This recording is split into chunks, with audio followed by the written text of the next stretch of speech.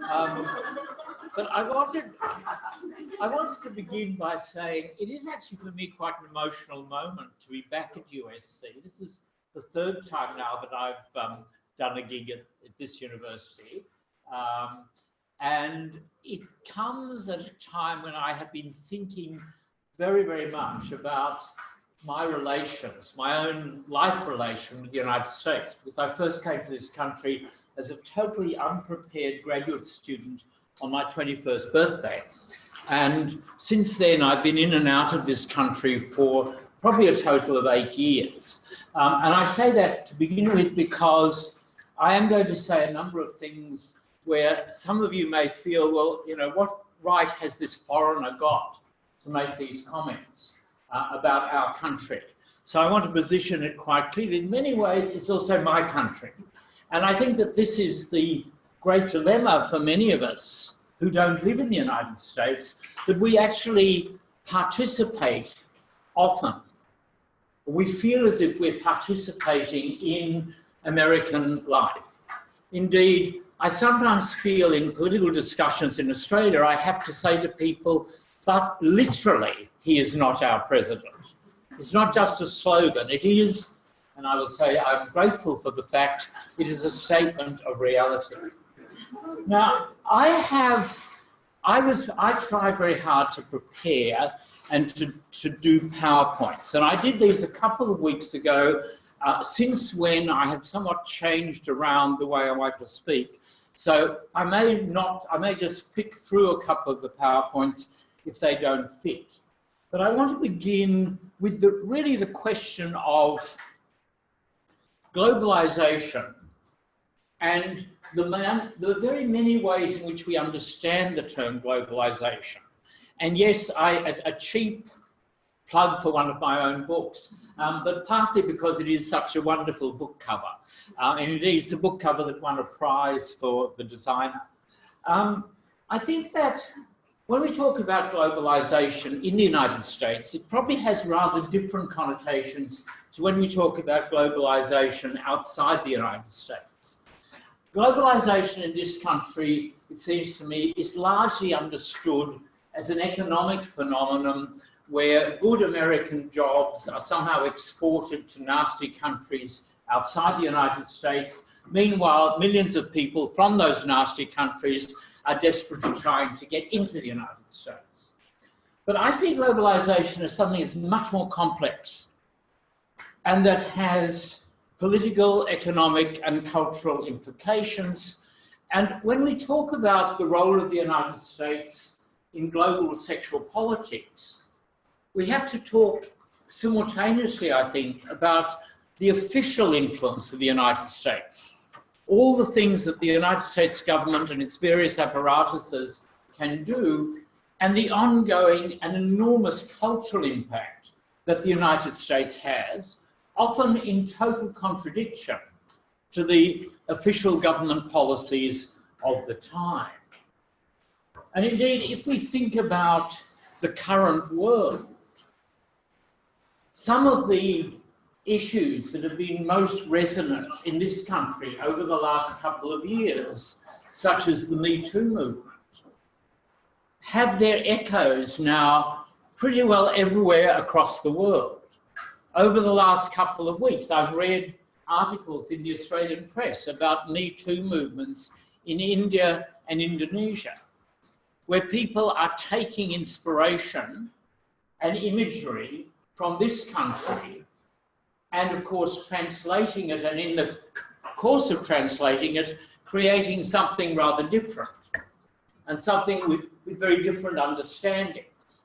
But in some ways, while the Trump administration is promoting one set of policies around sexuality, gender, public health, etc., the social movements and the media of this country are equally promoting a whole set of ideas and images and perspectives that the rest of us are enormously influenced by. And I guess for me, globalization has always contained within it the idea that it can be both liberatory and repressive. that certainly there is a great deal of exploitation that comes about through the way in which global capital operates. But at the same time, the globalization of imagery, the possibilities now of the net, open up a whole range of life choices for hundreds of millions of people that just weren't there before. Okay, and now move on specifically to sexual rights. And this is the one longish quote that I thought was worth putting up, although I'm sure most of you are very familiar with the basic idea that when we talk about rights, we are also talking about our bodies.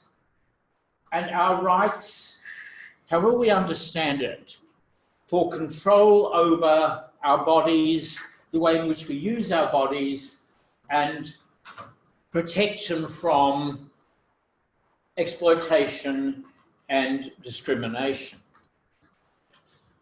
And the great irony, and this relates back immediately to what I was saying about globalization, is that the United States has historically lagged behind most Western countries in recognizing a whole range of what we would today think of as sexual rights.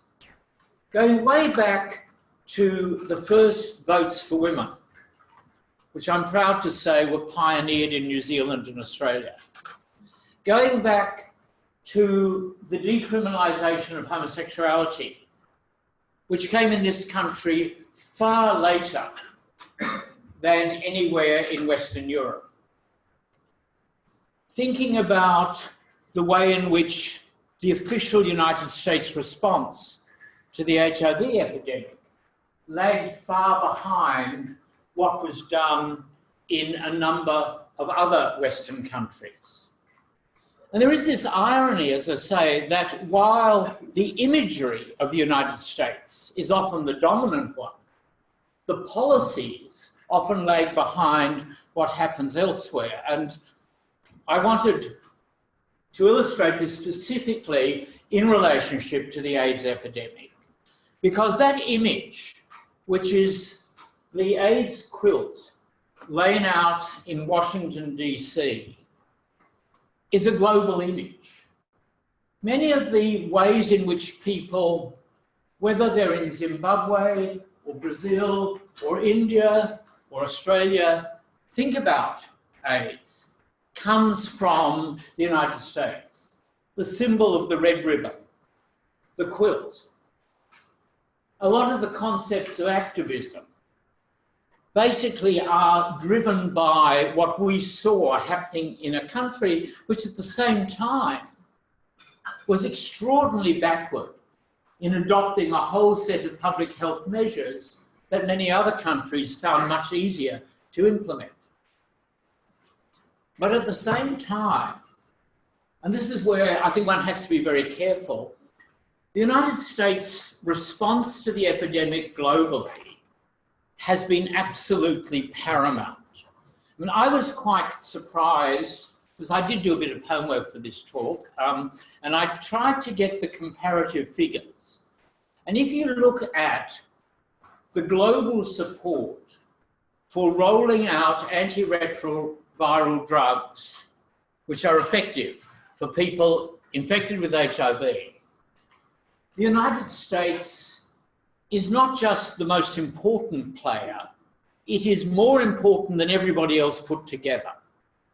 And the combination of what comes through PEPFAR, which is the US government's AIDS-specific way of funding a lot of this, what comes through major private philanthropy, which of course exists in this country in a way that has no parallels anywhere else. I mean, there are no Gates Foundations or Soros Foundations. There are, of course, but they aren't on the level and the scale that you have. The great bulk of research, again, there is very good HIV-related research going on in a number of other countries. Whether all of it together amounts to the equivalent of what happens here, I'm not sure. But my real point is that we have to constantly bear in mind this discrepancy between policy, the fact that there are still parts of the United States where there is no needle exchange program, something that we established in Australia in the 1980s, with the effect that Australia has never really had an HIV epidemic among needle users. And you have to contrast those failures of American public policy with the huge impact and success of other aspects of what comes from the US. And if we think more broadly about sexual rights, we then move on to asking, where does the US, at both official and unofficial levels, fit in a global struggle to attain a greater level of sexual rights?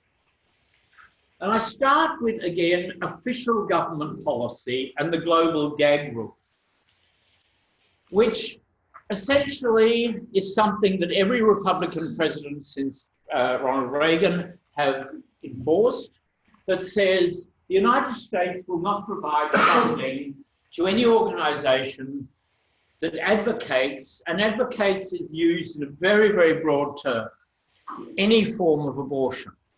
Now, it doesn't matter if you say, but actually, okay, abortion is legal in our country, it is in mine, we will refer women to an appropriate agency. If that's all you do, your funding will be cut off. And again, US money is enormously important. Again, the paradox. In terms of per capita generosity, you stink. We stink as well, so I can say it. I mean, I feel ashamed that I can now say Australia's pretty crappy, because 5 years ago, if I'd been lecturing, I could have taken the high horse and said, why couldn't you be like us? I can't do that any longer. But in terms of real money, because of the sheer scale of the United States budget, there are many parts of the world where US money is essential to support basic sexual and reproductive health agencies, and the imposition of the gag rule has immediate consequences for people's lives.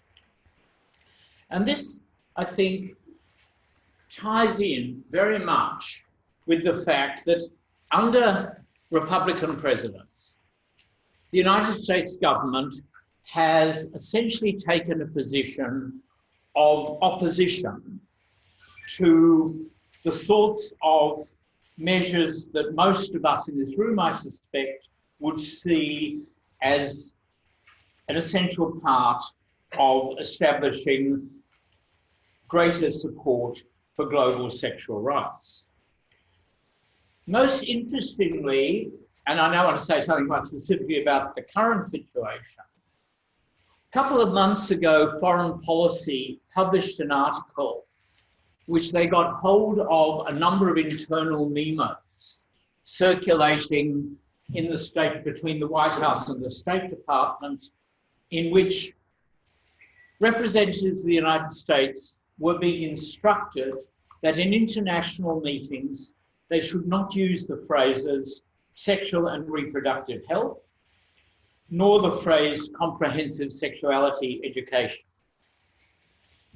Meanwhile, in a number of international gatherings where non-government representatives are often included, there was, as we would expect, a very clear switch in the sort of groups who attended through the offices of the United States between the Obama administration and the Trump administration.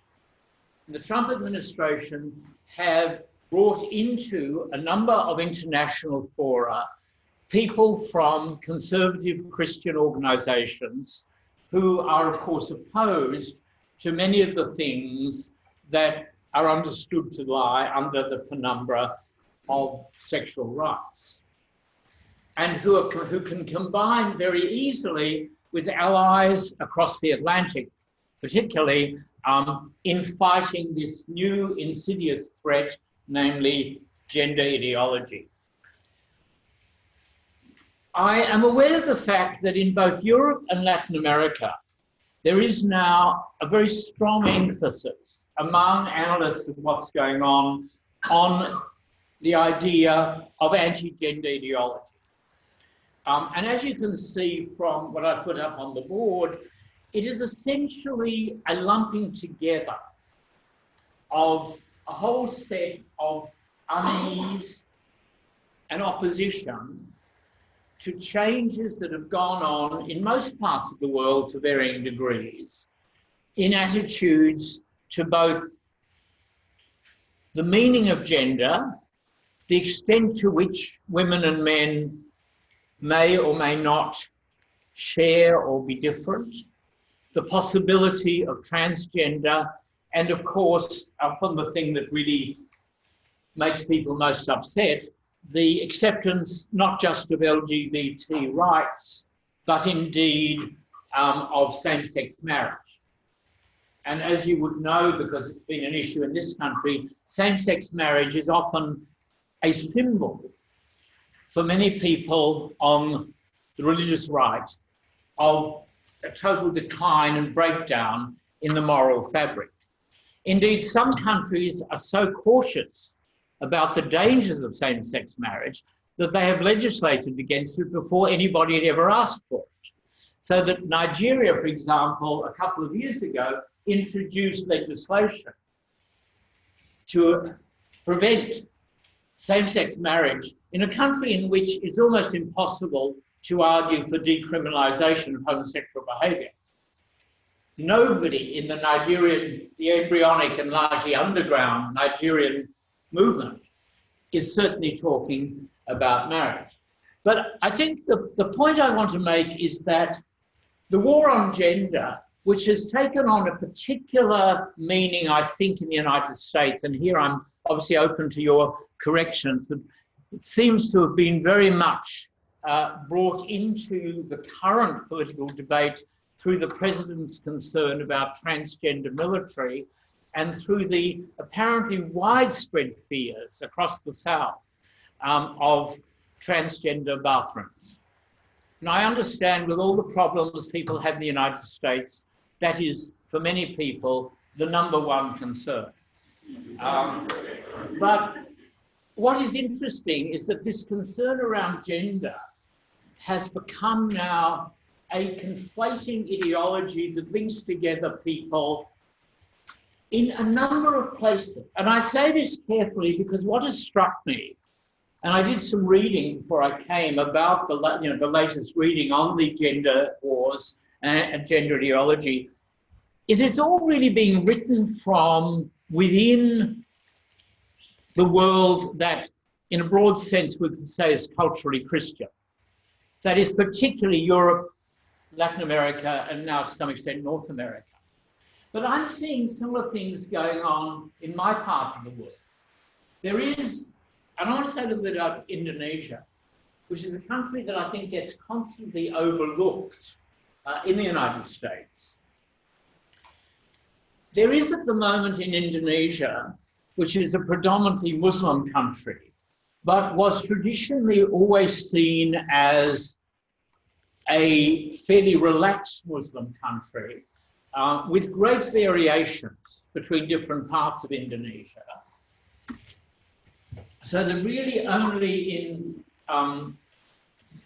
the tip of Sumatra was there anything similar to the sort of hardline Islam that we might associate, say, with Saudi Arabia. But there's certainly over the last few years has been a growing religiosity in Indonesia. And a lot of it has interestingly taken the form of opposition to, quote, LGBT rights. Senior Indonesian ministers, sorry I don't have the quote with me, but they've actually said things like the imposition of LGBT ideology, and it's interesting how ideology is often used in these types of expressions.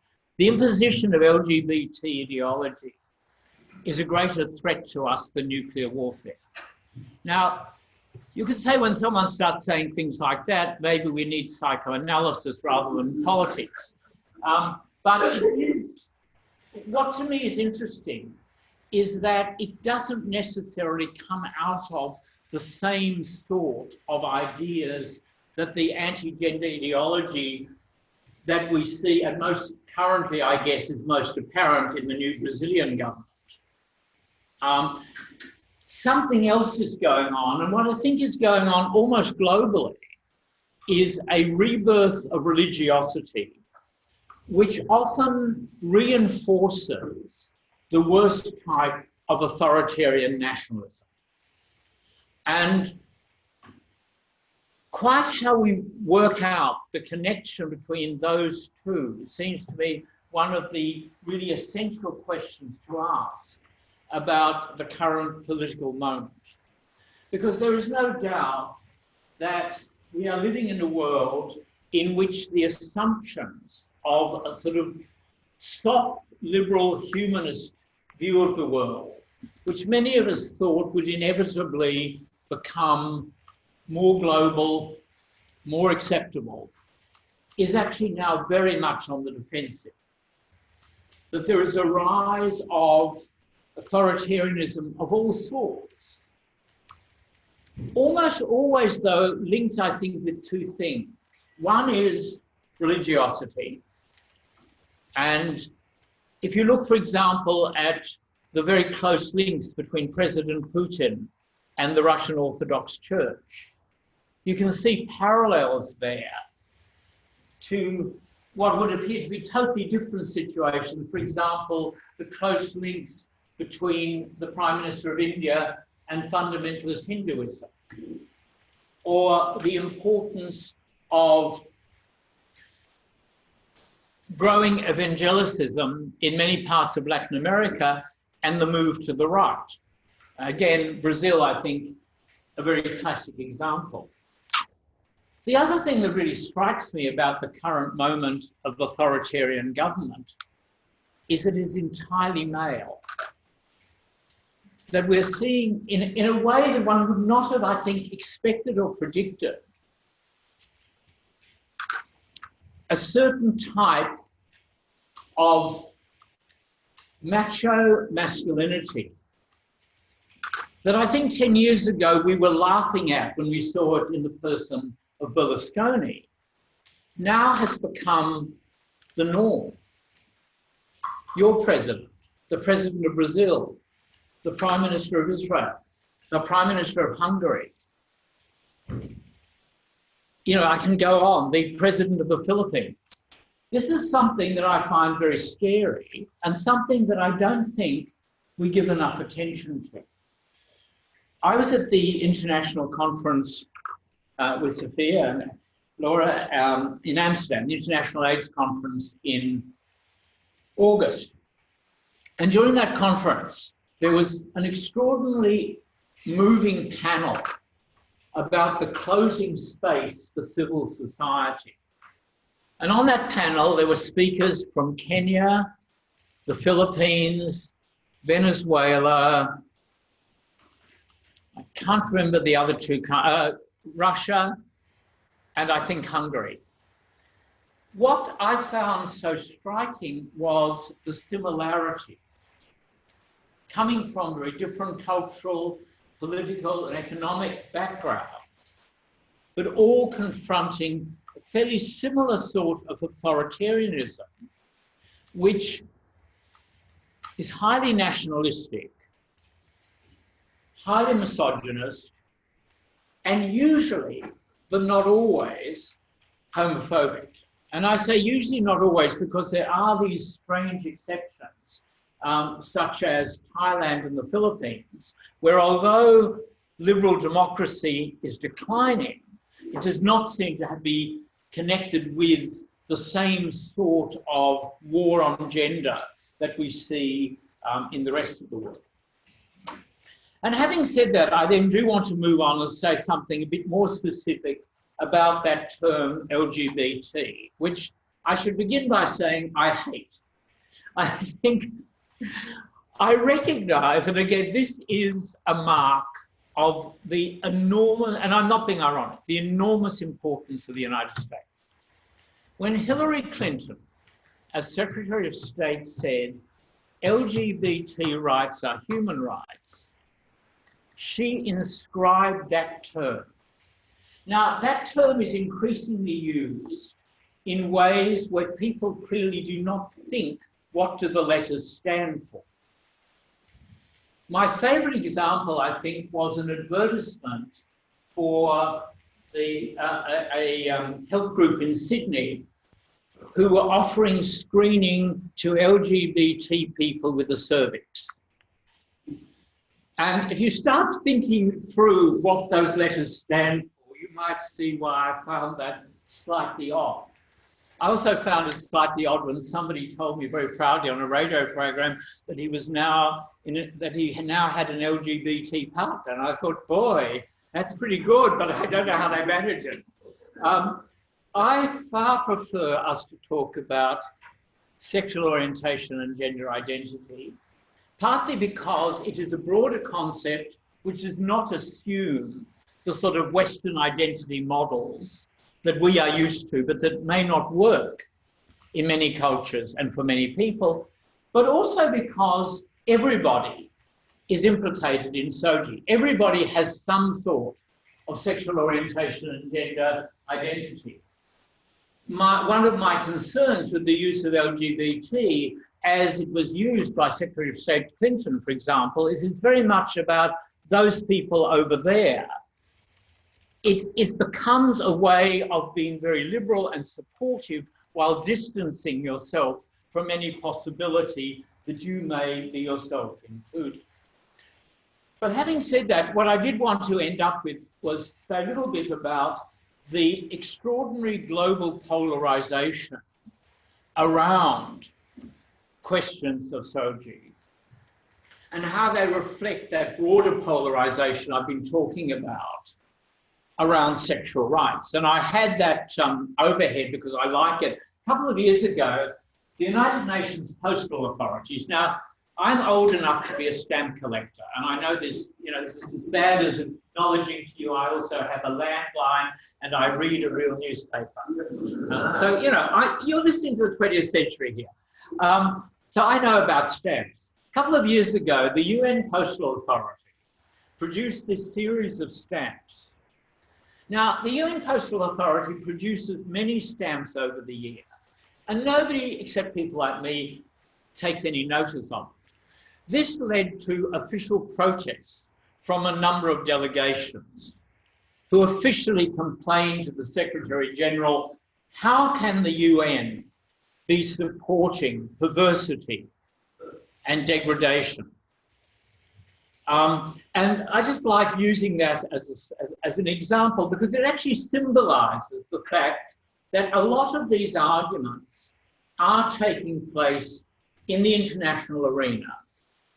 There's always a question of how significant those debates are for people on the ground. Certainly in some countries, what UN bodies say are enormously significant, partly because activists then have something to use in negotiating with governments, sometimes because more powerful governments will use UN resolutions to try and persuade other governments to behave in certain ways, and sometimes because governments themselves feel they have to show that they are answerable to international pressure. Now, I'm probably more of a cynic about this than Sophia. My favourite example of it is when the Human Rights Council, which does, every few years, it does a periodic review of the human rights of every country in the world. And the periodic reviews are extremely significant because civil society groups from those countries are involved. So I know a little bit about what the Australians have been doing. We are now a member of the Human Rights Council, and in the last periodic review of Australia, Indigenous and queer groups were in Geneva saying, these are the things where Australia is in breach of human rights, and we want you to say this. And for a government that had spent a lot of political capital to get onto the council, that matters. But my favourite example was the government of Sri Lanka, who, having been told in the Universal Periodic Review that maybe it would be a good idea to remove criminal sanctions against homosexual behaviour, then said to the Human Rights Council that they totally agreed and accepted their resolutions and they had no intention of changing their laws. So we have to sometimes be a little cynical. But I think what I then want to end up with is pointing to the fact that around what I'm going to call queer rights, there is a huge global discrepancy. Now, these figures are slightly out of date, the most recent I could find, and they are an answer to a question. I don't know how the question reads or is translated once it's out of English, but the question is, should homosexuality be accepted by society? And as is the nature of these maps, and you've all seen many of them, the darker the country, the higher the approval ratings. Then the reason I'm showing it is not because I want to point fingers at this country or that country. What I really want to point to is the variation. There are very few issues in the world in which you would get a variation going from 87% of support in Germany to 1% of support in Nigeria. Now, even allowing for everything that can go wrong in a survey, and believe me, things do go wrong in surveys and in public opinion polls, that is a meaningful difference. And in fact, if you look at those figures, they instinctively make sense. They fit what all sorts of other evidence gives us, and they fit the map that is now out of date, that shows the legal status connected with sexual orientation globally. And I hasten to say, I now have to be, for a moment, an Australian chauvinist. We are now dark green. We are dark green because following a rather bizarre and strange postal vote last year, in which 80% of Australians turned up to vote, a figure that should bring shame to the United States, voluntary vote, 80% turnout, 60% voted to legalise gay marriage. And so on this map, and you can all imagine, if I had better PowerPoint techniques, I would point at it and it would magically get darker. I can't do that. Again, it doesn't matter. What we see is, again, the discrepancy. And I guess where I want to end is how this relates to global politics at a broader level. Because there is a great dilemma, I think, for those of us in Western countries, particularly around what Hillary called LGBT rights. Most Western countries now are strongly committed to the concept. A number of them, led, I think, at this stage by the Swedes, the Germans, the Dutch, perhaps the British, are actually trying very hard to use international instruments to bring about greater recognition and acceptance of sexual diversity. The United States became a leader in that movement under Obama. It is now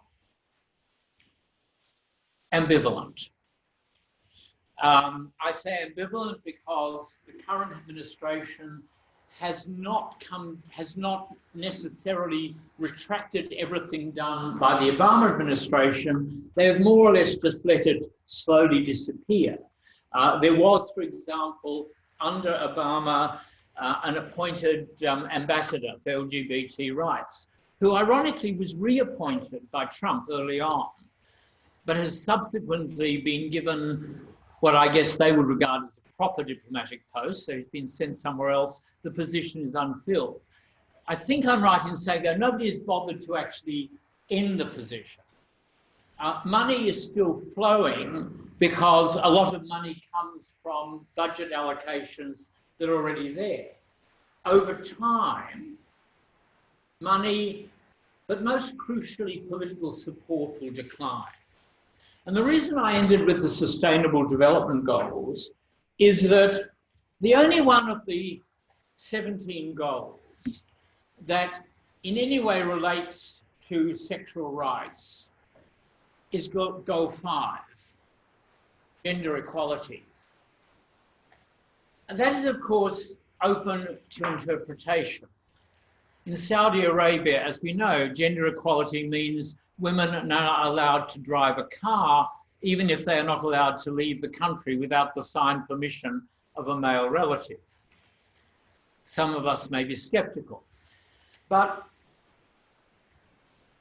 what I think is most important is that for any sort of global commitment, whether it's Sustainable Development Goals, whether it's the various resolutions of the Human Rights Council, whether it's commitment through the General Assembly or the Security Council, the United States is essential. That under the Obama administration, there was a real shift in a number of international fora, because the United States, by shifting, brings with it, through all sorts of means, some less honourable than others, a number of other countries. When the United States shifts back, and particularly when under the current administration, it not only shifts back, it just walks out. This administration has walked out of the Human Rights Council. They've now walked out of UNESCO. Once Donald Trump has read another briefing paper, I will predict he'll walk out of several other UN agencies, but the UN structure is long and cumbersome. It will take him a while to get to page 3. So the current situation then is probably a fairly pessimistic one. And I guess where I'd want to end up is to say, those of us who live outside the United States are constantly torn. We both want you there and we don't want you there.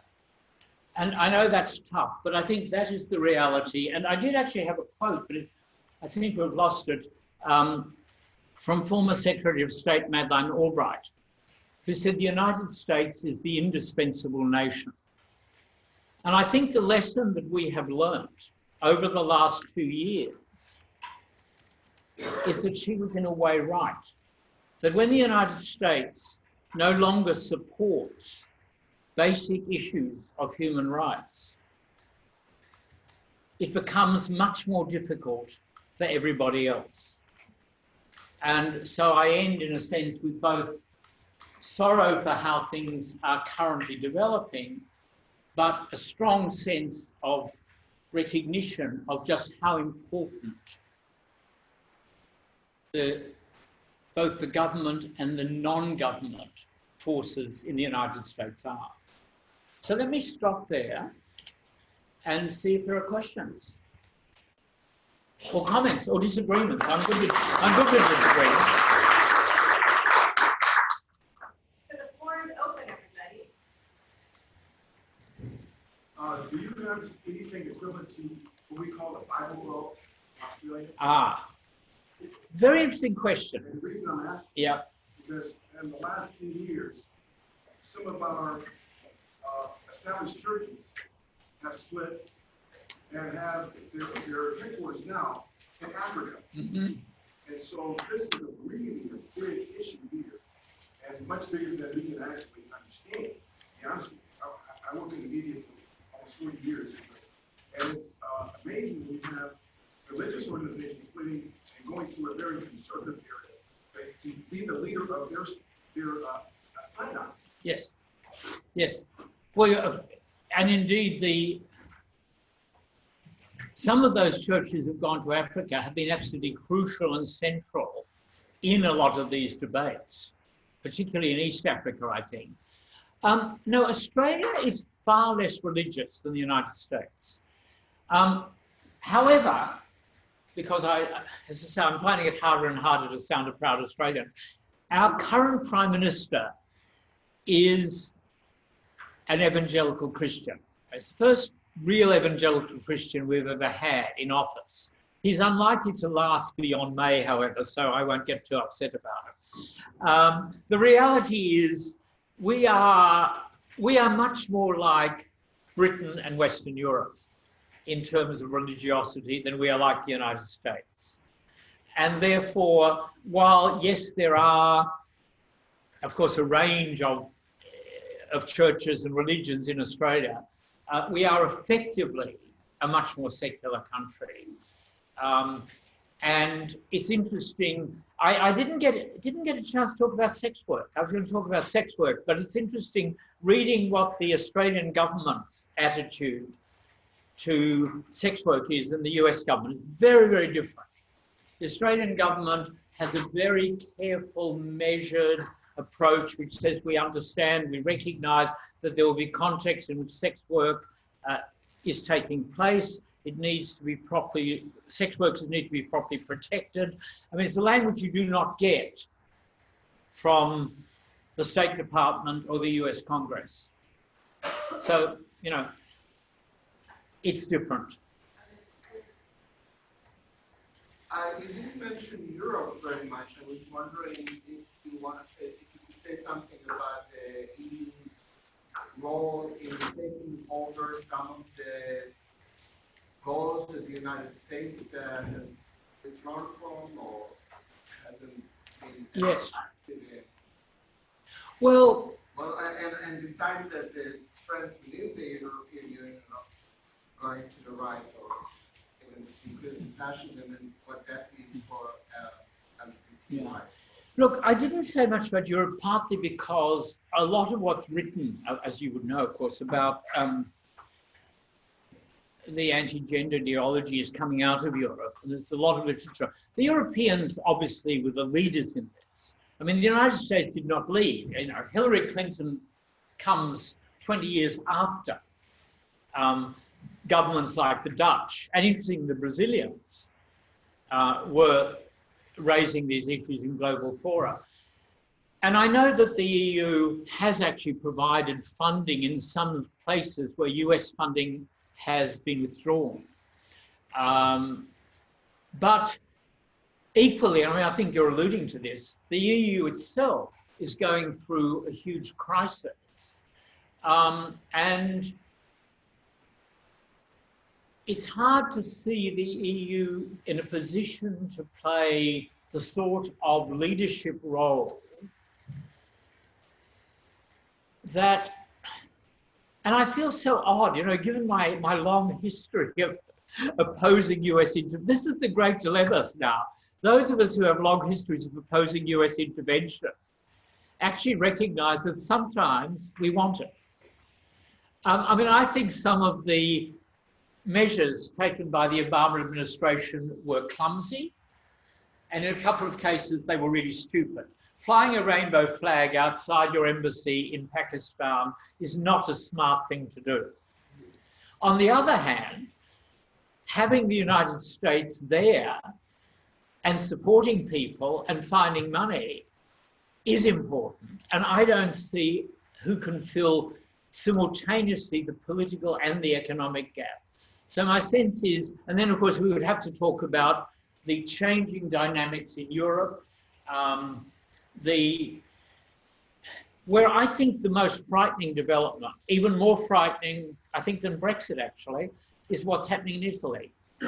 I think the move to the, and we can't even say the move to the right in Italy, the move, I won't have to say the move to the crazy right, because it's not quite clear who's in charge of what. But the very strong nationalist anti-immigration line now coming out of Italy frightens me much more than, you know, when it comes from Poland and Hungary, we sort of understand, I don't say we accept, but we understand it, it's manageable. When it comes from one of the core Western European countries, I think that really starts. And when that's combined with Britain leaving, with Merkel ending her term and with Macron in real trouble, it becomes very hard to see Europe playing any sort of real leadership role. No, I'm pointing at you. Do you, in your opinion, do you think that there's a world out there where right-wing populism and human rights promotion can coexist at the same time? Very interesting. Can right-wing populism and human rights? Well, of course, then we get into the definition of human rights. many right-wing populists in the United States would say the Second Amendment is a basic human right. My machine gun, which I've left over there with my bag, it is my human right to possess that. Now, we in Australia are backward. I wouldn't be allowed to have a machine gun in Australia. We actually have, luckily, some of the toughest gun laws in the world, because nobody in Australia actually seriously would argue it's a human right. They'll argue things like farmers need to have better guns to shoot rabbits, but they don't use the language of rights. So I think that it's more, human rights is a term that can be used. It's like your question, Sophia, how long is my lecture? How long is a piece of string? Human rights is like a piece of string. Putin, of course, can talk about rights. And remember, there is a third generation of rights, which are cultural and religious. Is that right? Cultural and... the rights... Anyway. Well, yeah. It's about third generation rights, more about like the environment, about things that you think are... But there is a set of rights that are around culture and... Yeah. If you want to argue for cultural rights as part of human rights, that then becomes the rhetoric that Putin's very good at using. Protecting, we have the right to protect our culture. We have the right to protect our religion. Therefore, etc., etc. So I don't think it's that difficult for right-wing populists to use the language. And it then becomes really a question of how we each understand human rights. And my view is that there is no such thing as human rights is something that human beings create. And they therefore are malleable.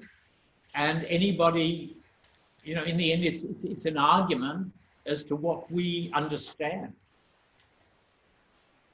I have 2 questions for you. Sorry? I have 2 quick questions, hopefully. First, have you ever found in your experience, I mean, I feel like a lot of leaders are able to use, you know, antagonism to soji rights as sort of political footballs and tools to appeal to more populist crowds, but to people who genuinely strongly hold those beliefs that it is the nuclear terror and something so malevolent, have you found any particularly appealing arguments? I don't know. Are you asking me that if the Indonesian minister who said that was here, what I would say to him? Yeah, or maybe a more, you know, minor version. Yeah. You know, there's a side of me that's Freudian. So I would say, if people are thinking at that level, you can't respond only at a rational level. You actually try, first of all, to take the discussion to a rational level. But you recognize that we are all talking, I think, simultaneously, rationally and emotionally. And that around sexuality, very few of us, and I include myself, are capable of divorcing our emotional responses from our rational responses. So I guess what I would say to the Indonesian is, okay, let's sit down and try and see, why do you feel, what do you think the threat is?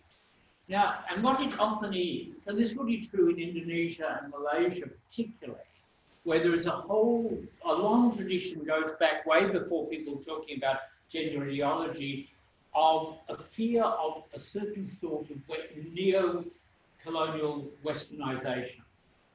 And that in both Indonesia and Malaysia became very identified with a visible gay world.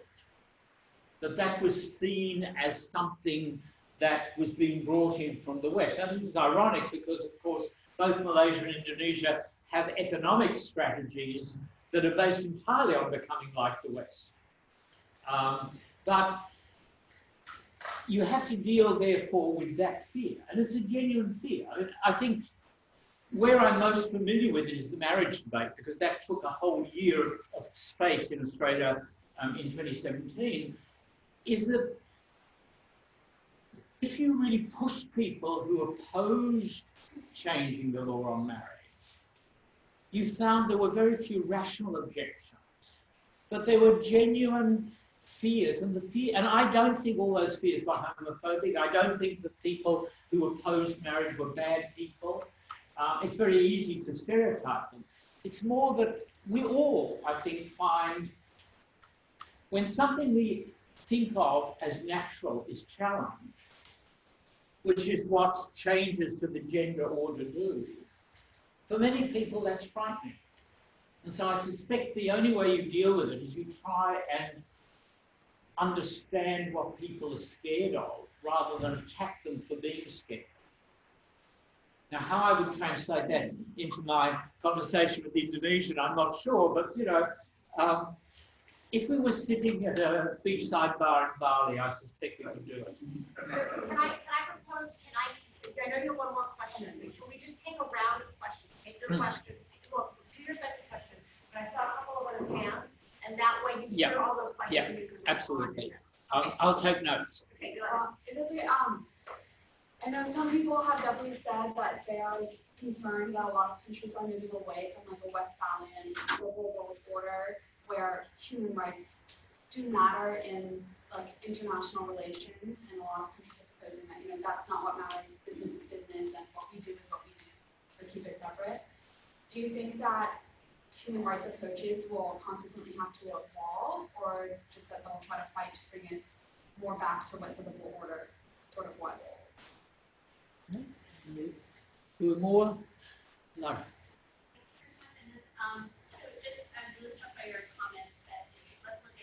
Sorry, can you speak louder? I was struck by your comment on variation in attitudes, like local communities. So look at this map, how much variation there is. It made me think of another map, which is on abortion.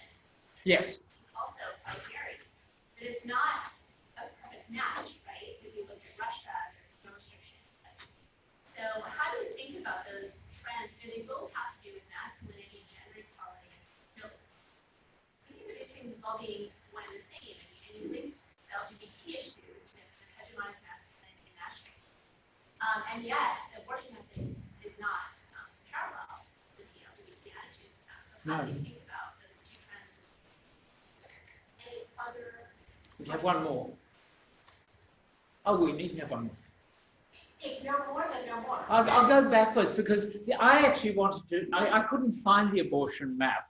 I couldn't find an up-to-date abortion map. Look, I think the question with abortion is that abortion is supported for very different reasons by different groups. So, for example, the old communist government of Romania prohibited, I think I'm right, prohibited abortion because they wanted to promote birth control. I mean, they wanted to promote births. They wanted more kids. So you can have a right-wing authoritarian who says we don't want abortion, and you can have a feminist argument for abortion. So you may therefore, on a map of the laws, have the same colour, but they show extremely different attitudes. Whereas support for, however we define LGBT rights, it's harder to see where you would find totally different argument. Now, you could argue, I guess, that when you get someone like, and this goes back to your question too, you get someone like Marine Le Pen, you know, head of the National Front in France, who is a strong supporter of gay rights, partly because it's a very good way of positioning herself against Islam. And so one of the things, I remember last time I was at USC, actually this came up, one of the ironies is that some of the far right in Western Europe, unlike the US, are strongly pro-gay because it is part of an anti-Islamic position. And, you know, they like images of those guys being thrown off the roofs by ISIS because that's, when it comes to it, they hate Muslims more than they hate gays. That's probably what it boils down to. But by and large, I don't think you'd get the same huge gap. I mean, you're absolutely right. The abortion map would look very different.